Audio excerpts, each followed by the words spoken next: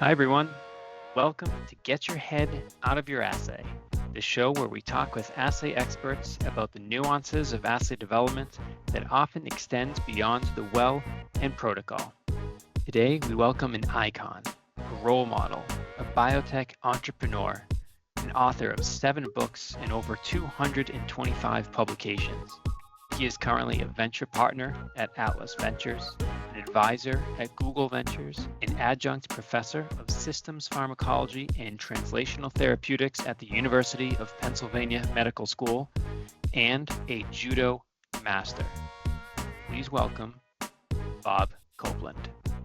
I want to start by going back a little bit.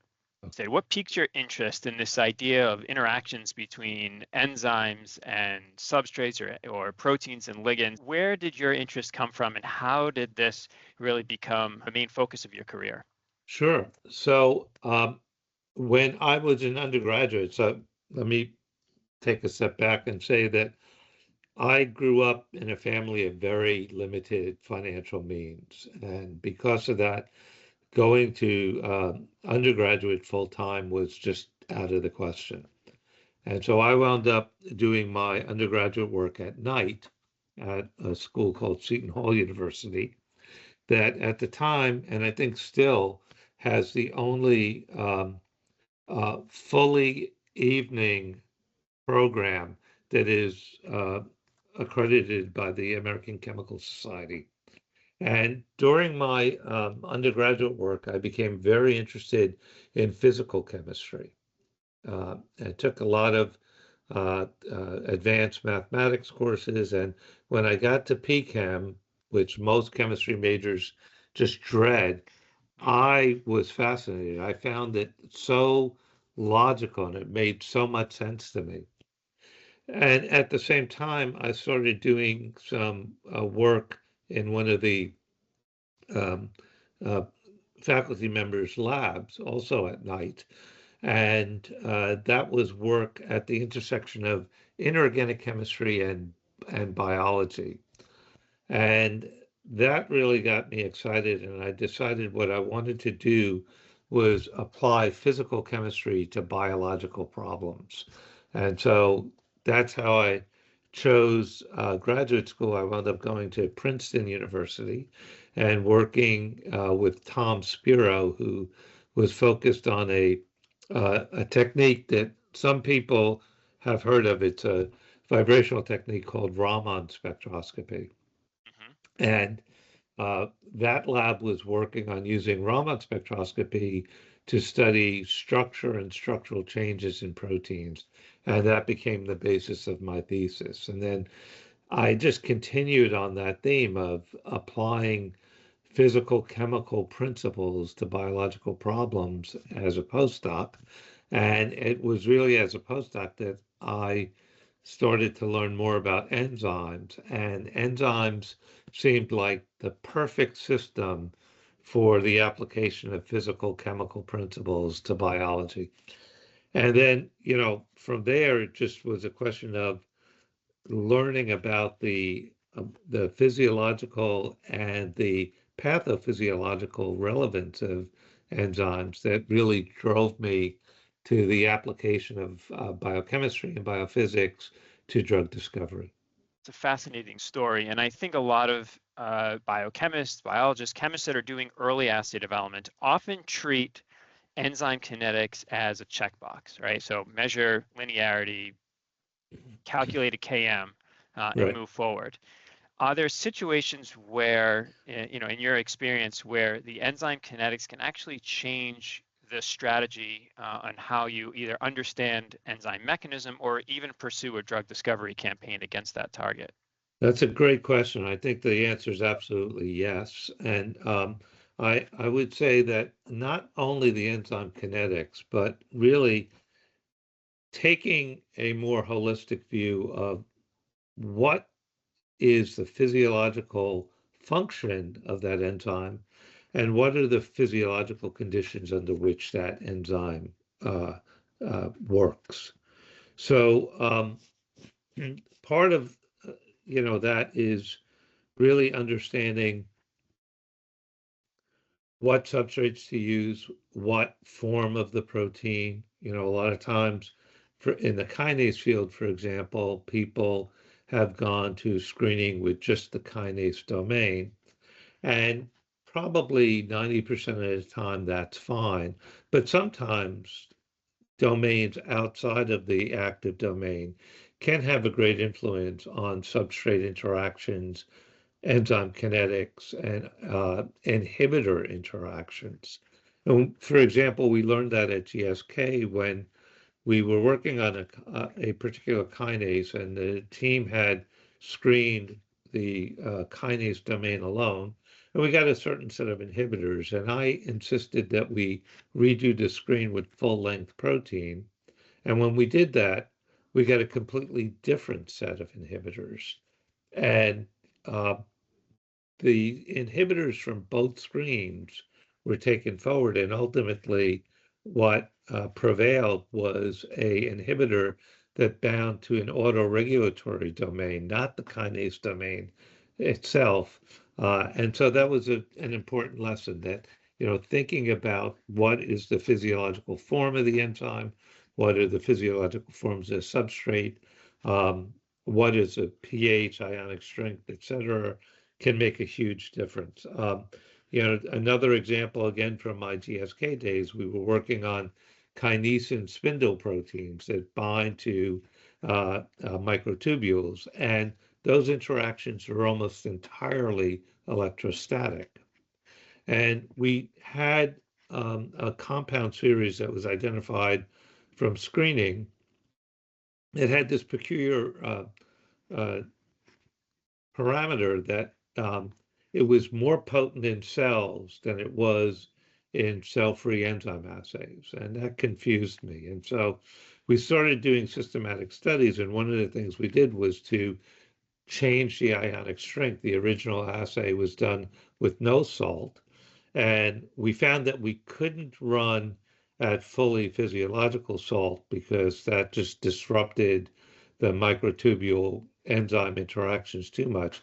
But as we approached that physiological condition, the inhibitors appeared to become more potent. And it turned out in that case, the inhibitor potency wasn't changing, but what was changing was the Km for microtubules.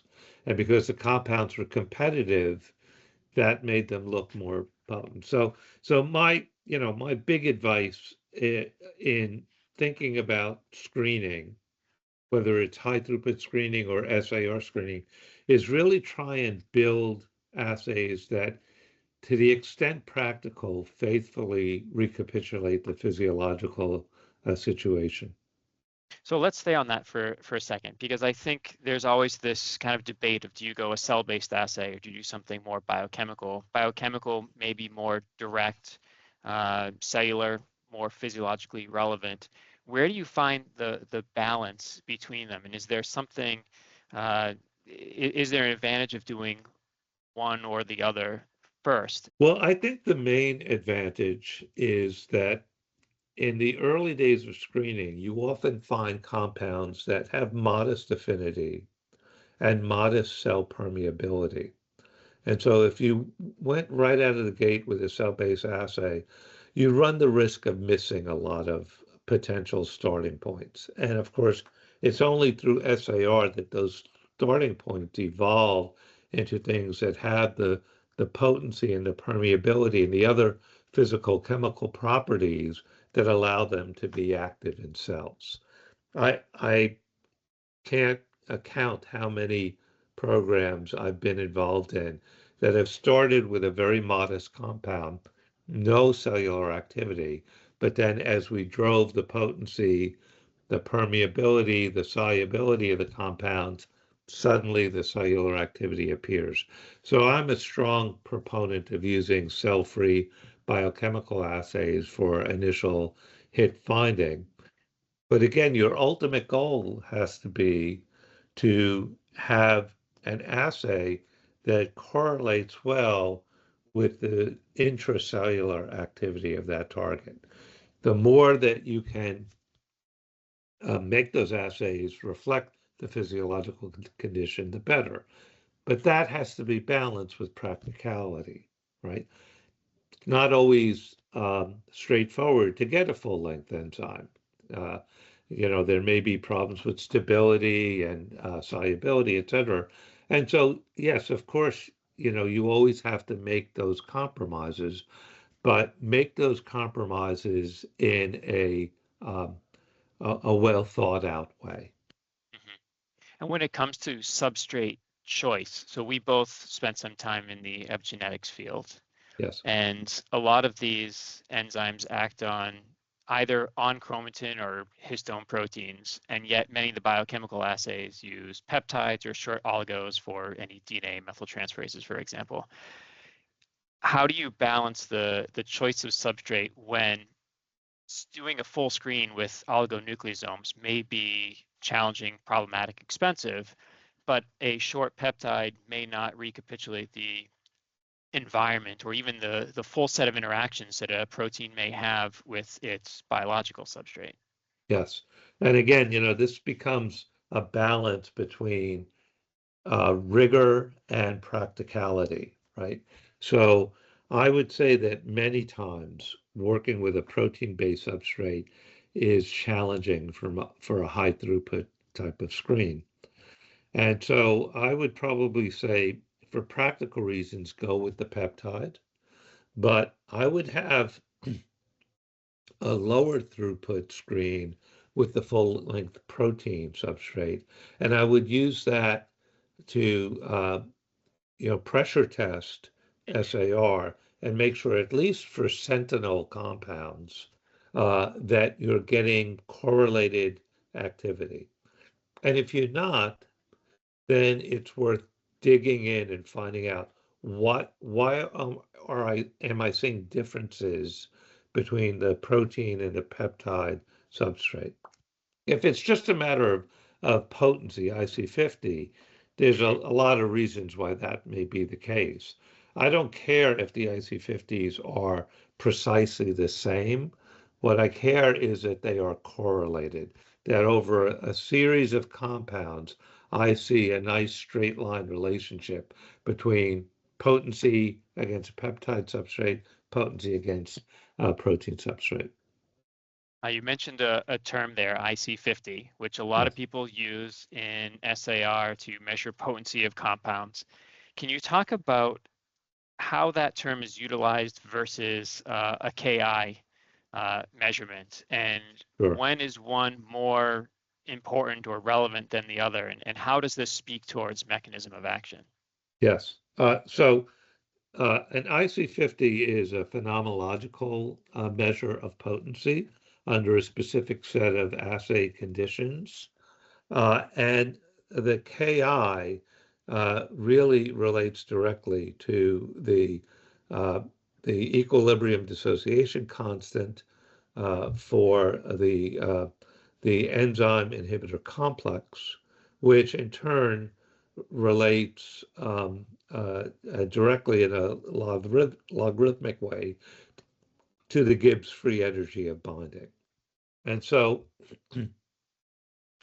those more thermodynamically rigorous uh, parameters, KD, I think are the ones that are most valuable because they reflect different modalities of enzyme substrate inhibitor interactions. Let me give you a specific example of that.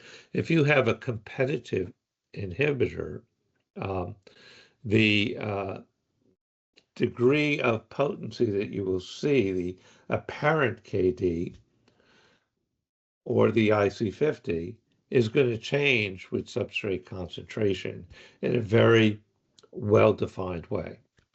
If the compound is non-competitive, you might not see any change as you change substrate. And if it's uncompetitive, you're going to see the opposite. You're going to see much more binding in the presence of substrate than you are in the absence of substrate.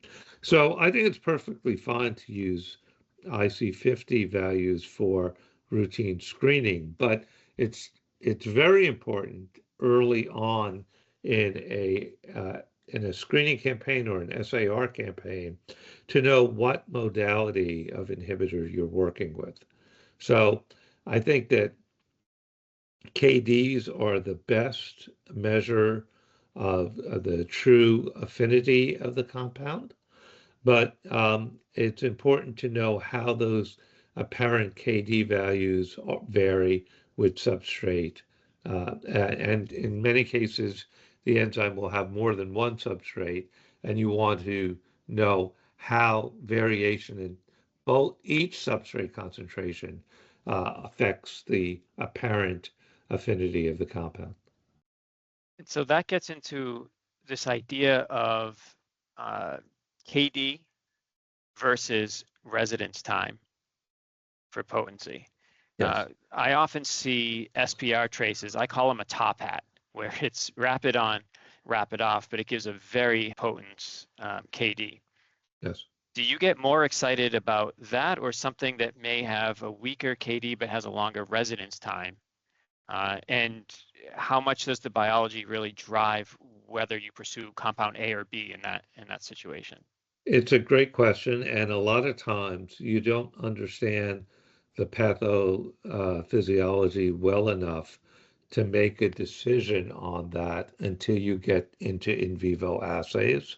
But where you do have an understanding of the disease, um, I think that you very much want to make those choices based on the biology. So I think a long residence time can be very valuable in situations where you want to inhibit the target over in a durable way over a reasonable period of time, but you might want to limit the time frame over which the systemic exposure is high, because that might be a good way to avoid certain types of side effects. In a situation like that, I would skew towards the longer residence time, even if that meant a lower KD. In other Interesting. Yeah. cases, you might want to have more of a pulsatile type of inhibition. So, for example, with certain antipsychotic drugs, it's been found that the pharmacology and the adverse effects are both mediated due to binding of the compound to the same receptor. In a situation like that, you really have to experiment with different residence times to see what makes the best sense. And what has been found in that particular case is that a long residence time actually is counterproductive because it increases the side effects along with the pharmacology, whereas a more pulsatile binding gives you the pharmacology you need, but mitigates some of the side effects. You're talking about the psilocybin type Yes, that's drugs. Yeah. exactly right. Yeah. And that versus something where you're trying to stabilize a complex. I see a lot of these induced proximity where you probably want a longer residence time. So knowing the biology is clearly going to make that decision for you. Absolutely. Yeah. So you've talked about a lot of subjects that you've also written about, right? You've written several books on kinetics, and you have a new one that is just out Yes. called Molecular Targeted Drug Discovery. Can you talk a little bit about what somebody may find in your book? And I'm also curious to know the motivation behind writing seven books. So I'll answer the first question, last question first, and that is that I write books as a hobby. You know, some people go out and play golf to relax, and some people, play music. I find writing to be a very relaxing and satisfying thing to do. And at the same time, I hope to do good with the books that I write. I hope that they will be valuable to people in an educational way, both in the classroom, but also for people who are entering the industry and drug discovery for the first time.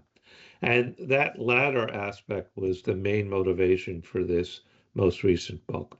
Over the course of my career, I've seen over and over again people making the transition from academia into drug discovery just completely uh, mystified by the uh, the multidisciplinary nature of drug discovery, um, how those different scientific disciplines come together in the context of a project team to drive a common set of goals.